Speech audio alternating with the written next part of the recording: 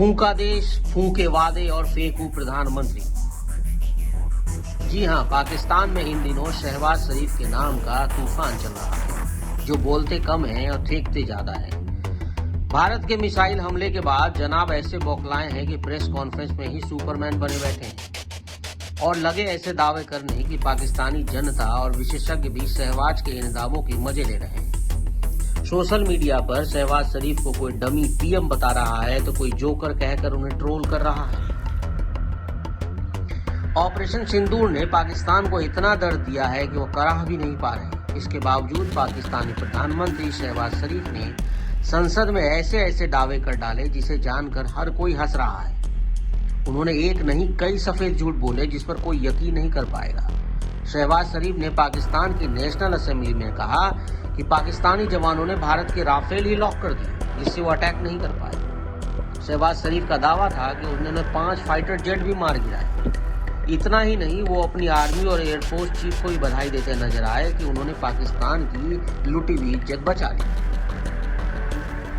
पाकिस्तान की ओर से एक और झूठ फैलाया गया कि भारत की तरफ से सीज फायर के लिए कॉल की गई थी, लेकिन सच्चाई पूरी दुनिया जानती है कि भारत के हमले से बुरी तरह घबराकर पाकिस्तान के डीजीएमओ ने भारत के डीजीएमओ को कॉल किया था। उस वक्त भारतीय डीजीएमओ ऑपरेशन में व्यस्त थे। बाद में जब भारत ने अपने सभी लक्ष्य पूरे किए तभी भारत ने वापस कॉल किया और पाकिस्तान ने सीज फायर की मांग की।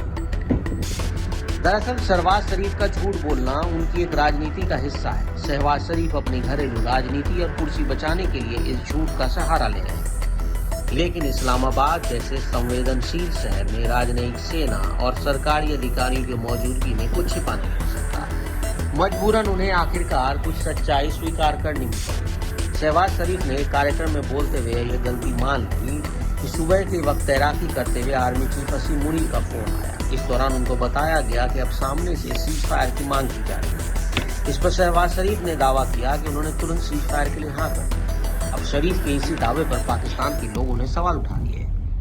पाकिस्तान के लोग पूछ रहे हैं कि आखिर प्रधानमंत्री स्विमिंग करते ही बिना किसी से पूछे सीज फायर का फैसला भी ले लेते हैं।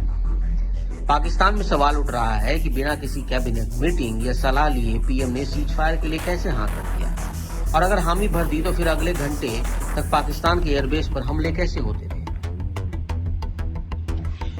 अब ऑपरेशन सिंदूर में अपने नूर खान एयरबेस को किसी तरह का नुकसान नहीं पहुंचाने का दावा करने पर भी पाकिस्तान का झूठ पकड़ा गया।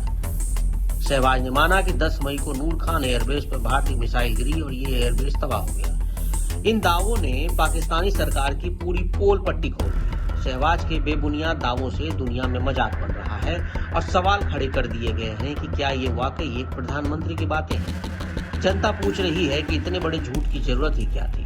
कब तक इन अफवाहों से देश को शहबाज शरीफ गुमराह करते रहेंगे।